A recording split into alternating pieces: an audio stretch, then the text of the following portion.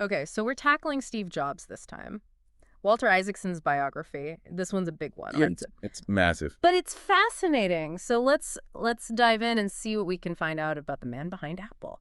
I think it's more than just like a business story. You know what I mean? It's like a look into the passions and even the obsessions that shaped, I mean, one of the most influential companies, I think, Absolutely. in the world. Yeah. So Isaacson starts by taking us way back to Jobs's early life. And it's so interesting how many clues about his future you can find just right there in plain sight. Like his adoptive father, Paul Jobs, he was a mechanic. But he also had this like a side hustle. He would buy broken down cars, fix them up, and then resell them. Yeah.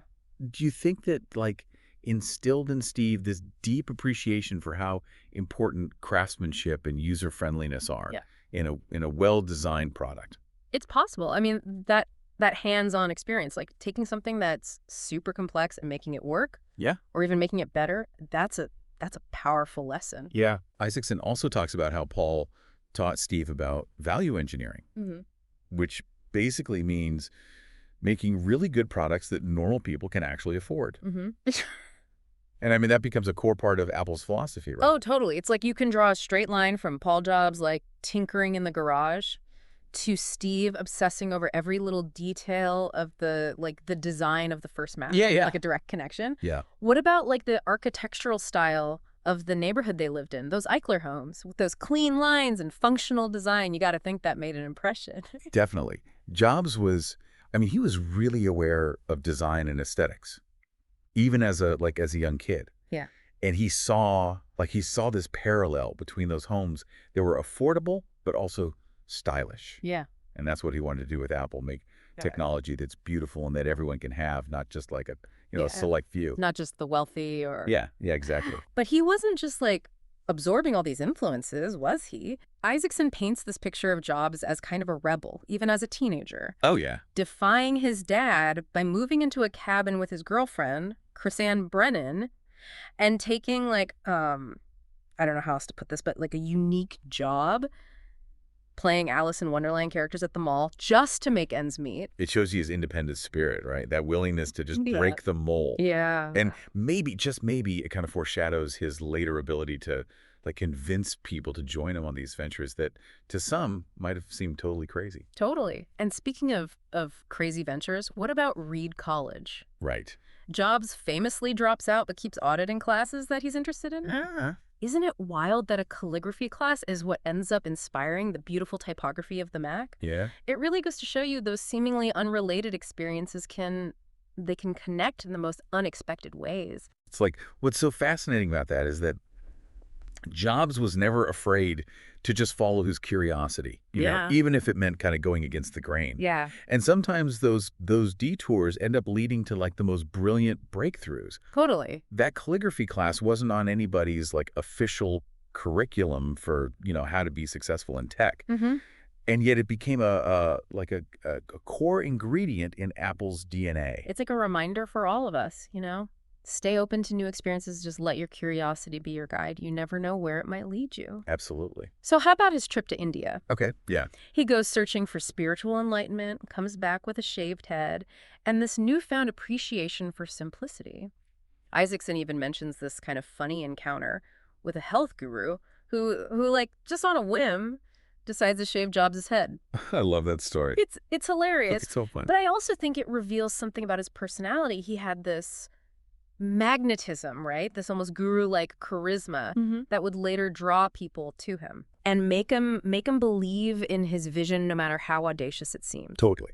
Okay, so we've got this picture of young Steve Jobs as this rebel seeker, bit of a design nerd, but he needed a place to channel all that energy, right? Right.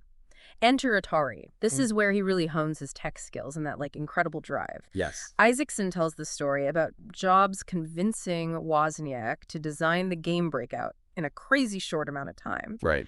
And he promises him half the pay, but then ends up withholding the bonus for using fewer chips, which actually made it better. But classic Steve. Yeah. I mean, it's an early glimpse into his business savvy, that ability to push people, some might say manipulate, to achieve his vision, whatever it took. Yeah, yeah. It also kind of shows a pattern that's going to keep repeating itself throughout his career, right? Like Jobs sets these super ambitious goals, inspires people to achieve them, but often at a personal cost, you know? Yeah. And speaking of pushing people to achieve the impossible, this is where we encounter the legendary reality distortion field. The RDF. Yeah. Can you explain what that is for our listener and how it played out at Apple? Oh, reality distortion field, that is. It was a term coined by Bud Tribble, who was one of the early engineers at Apple. Okay. And it described Jobs' uncanny ability to convince himself and everyone around him that what seemed impossible was actually possible. It was like he could bend reality to fit his will. Wow. Like a good example is he persuaded Andy Hertzfeld, super brilliant but skeptical engineer, to join the Mac team, even though Hertzfeld thought there was absolutely no way they'd meet the project's deadline. So it wasn't just about like being persuasive. It was about creating this alternate reality where incredible feats of engineering could just happen like that. Yeah. How did this affect the people who worked closely with him? It was, I think it was both exhilarating and exhausting. Yeah. Like it could lead to amazing achievements, right? Pushing people to do things they never thought they could do. Yeah. But it also fueled, a lot of conflict and burnout because Jobs demanded the impossible. And sometimes that came at a big personal cost for the people around him. Like with the Lisa team. Oh, yeah. Isaacson talks about how Jobs' like constant comparisons and that relentless pressure just created this unhealthy rivalry internally, which actually hurt Apple more than it helped. Exactly. It's a reminder that even the most brilliant visionaries, they can have blind spots. Yeah. And pushing too hard, even when you're striving for greatness, can have some pretty bad unintended consequences. Yeah. So it seems like this intense drive, this like almost superhuman ability to will things into existence was a key part of who Steve Jobs was. But there was also like this really strong artistic side to him, right? Absolutely. Yeah, amidst all the chaos and the pressure, there was this like clear guiding principle: design. Yeah. Simplicity is the ultimate sophistication. That's what Jobs always said, and that became like the driving force behind Apple's, iconic look and feel. Isaacson talks about Jobs being fascinated by Zen Buddhism and like Japanese aesthetics. Those serene Kyoto gardens that he visited, those with that minimalist beauty and intentionality. Did they influence his design thinking at all? Oh, definitely. Jobs saw this connection between that aesthetic and what he was trying to achieve with Apple products. It wasn't just about making things that looked nice. Yeah. It was about stripping away anything that wasn't necessary, making technology intuitive, easy to use, maybe even joyful. Yeah. Jobs was famously obsessed with details, right? Yes. Isaacson even mentions how he rejected an icon design for looking too gay. Wow. which gives you a glimpse into his, aesthetic sensibilities, definitely. Yeah. What else can you tell us about his attention to detail? Jobs had this uncanny ability to spot flaws, inconsistencies, things that just didn't feel right. Yeah. And he pushed his designers and engineers like really hard, demanding perfection at every single aspect of the product. Yeah. It was inspiring, but also exhausting for anyone who worked with him. I remember reading about the Steve Jobs Roll Your Own Calculator app. Yeah? It was like a prank by one of the engineers, but Jobs, he took it so seriously and just kept demanding changes. No way. Yeah, this calculator app became this running joke, this like symbol of Jobs' almost comical obsession with refining even the smallest, tiniest details. That's a great anecdote. It really is. It shows how Jobs' perfectionism could sometimes border on the absurd. Yeah. But it also, I think, highlights his really deep commitment to creating products that were truly exceptional, even down to the smallest things. Even down to the things that nobody else would probably even notice. Exactly. Yeah. And that kind of brings us to the digital hub strategy, the idea that took Apple to this whole other level of success. Yeah, Jobs, he envisioned the personal computer as like the center of our digital lives, a hub for managing our music, our photos, our videos, everything. And it seems obvious now, but back then it was revolutionary. Like a total game changer for how we interact with technology. The iPod and iTunes were like the perfect embodiment of that strategy, weren't they? Definitely. They didn't just change how we listen to music. They made Apple a lifestyle brand, like a cultural force. They really did. And it all started with Jobs just having this laser focus on creating a user experience that was seamless and intuitive. Yeah. Isaacson describes how Jobs insisted on this simple 3-click navigation system for the iPod, Hmm. which drove the engineers bonkers. But it also, led to this really intuitive and just delightful product that people loved. I mean, that focus on simplicity, on removing those barriers between people and technology, it seems like that's a thread that runs through so much of what Apple does. Totally. It's Yeah. like this fundamental part of their design philosophy. Yeah. And Jobs was way ahead of the curve in seeing how that digital hub concept could evolve into the cloud. Right. I mean, iCloud, it became the successor to the personal computer hub in a way. It gave us access to our digital lives, like anywhere, on any device. What's so interesting is that Isaacson says Jobs was initially kind of resistant to the cloud. Oh, really? Yeah. Interesting. He was a hardware guy at heart.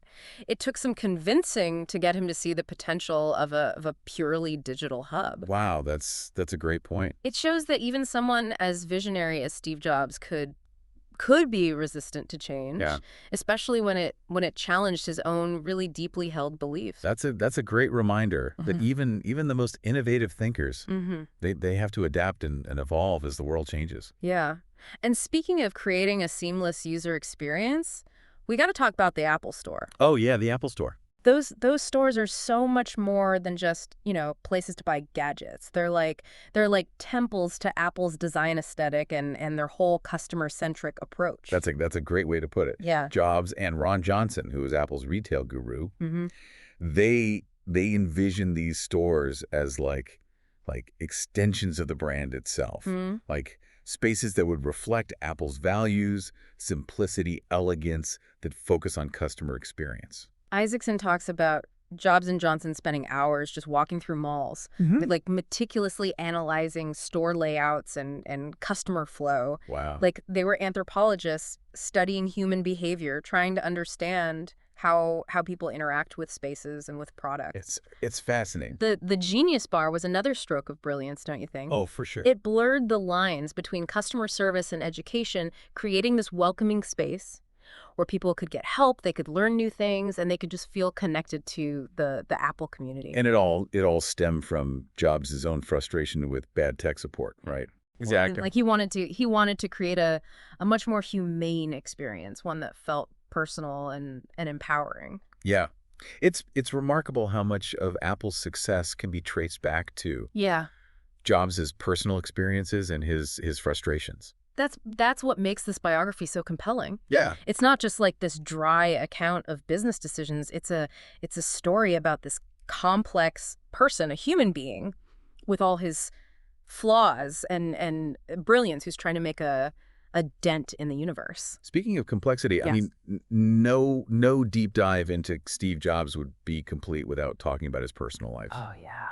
And let's be honest, it was messy, it was complicated. Yeah. His relationship with his daughter, Lisa Brennan Jobs, Yeah. was really fraught. Isaacson, he details how Jobs initially denied paternity Mm-hmm. and was basically absent from Lisa's life early on. It wasn't until later that they actually formed a deeper connection. It's a good reminder that even brilliant visionary people can be deeply flawed. Jobs' personal life was full of contradictions, just like his personality.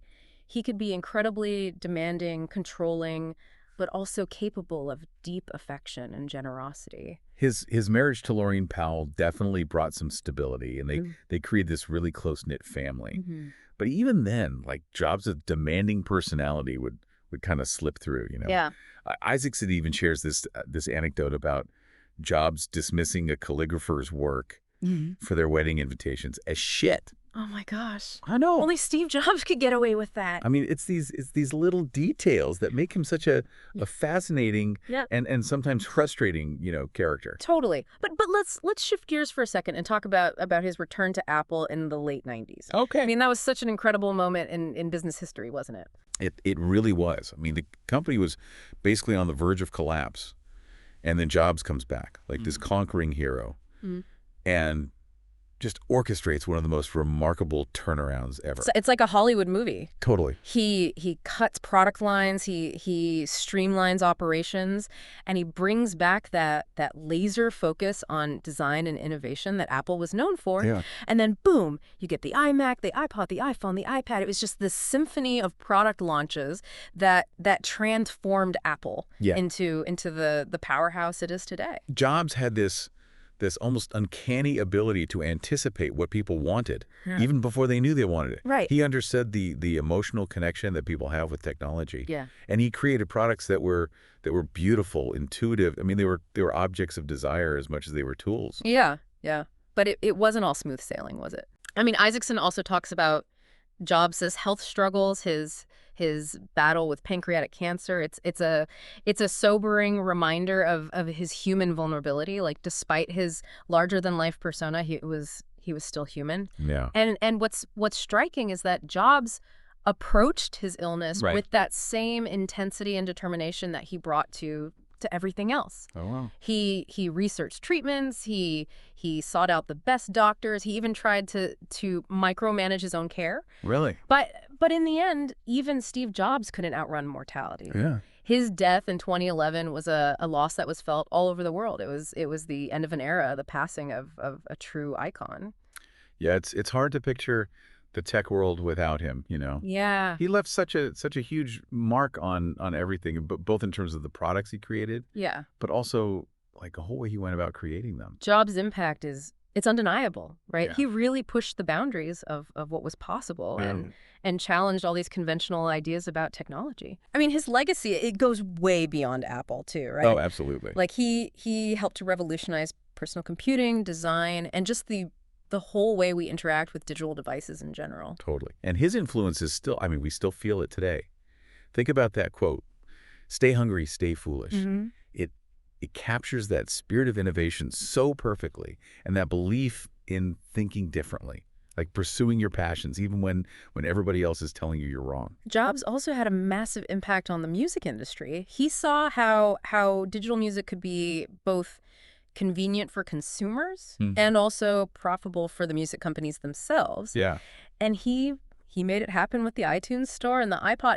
It's kind of crazy how one person with his drive and that unique vision shaped so many parts of our lives today. It's like throwing a stone into a pond. Yeah. And then watching the ripples just spread outward, changing the whole landscape. Yeah. But with Jobs, it wasn't just like one ripple. It was a whole series of them. Yeah. Each one disrupting and changing a whole different industry. So where does that leave us? What's the lasting legacy of Steve Jobs? I mean, it's complicated, just like the man himself. Yeah. I mean, he was a visionary, a genius, a control freak, an artist, a lot of flaws. Yeah. But he also had this incredible passion to make a difference in the world. He showed us that technology could be more than just, functional. It Yeah. could be beautiful, intuitive, even inspiring. He helped us see how technology could connect with us on an emotional level, Yeah. enhance our lives in meaningful ways. Yeah. And he created a company, Apple, that's still innovating, still pushing the boundaries. It wasn't just about the products, right? It was also about that culture that he created at Apple, that culture of excellence, attention to detail. Oh, yeah. Jobs set the bar so high, and he demanded the absolute best from everyone. Yeah. It could be tough, but it also led to some truly groundbreaking stuff. All right. So as we start to wrap up our deep dive into Steve Jobs, I have one last question for you. Okay. Given Jobs's complex personality and his just never-ending pursuit of perfection, what do you think are the potential pitfalls for companies that try to emulate his approach today? That's a really good question, and I think it's one that every leader should be thinking about. I mean, while Jobs' drive and vision were incredibly powerful, they also had a dark side to them. Yeah. I mean, his demanding nature and his tendency to micromanage could be really toxic. Yeah. And we have to remember that innovation, it thrives in environments where people feel supported, empowered, not just pressured to perform. Yeah, I think that's a really great note to end on. Jobs' story, it's inspiring but also cautionary. It shows us what's possible when we dream big and push the limits. But it also reminds us that true greatness comes from a balance of vision, passion, and compassion. Absolutely. As we navigate this crazy, always changing digital world, it's worth thinking about the lessons we can learn from Steve Jobs, both the good and the bad, Hmm. to create a future where technology is actually serving humanity, Yeah, not the other way around. I like that. And that is our deep dive into the life and legacy of Steve Jobs. Keep exploring, keep questioning, and as Steve would say, stay hungry.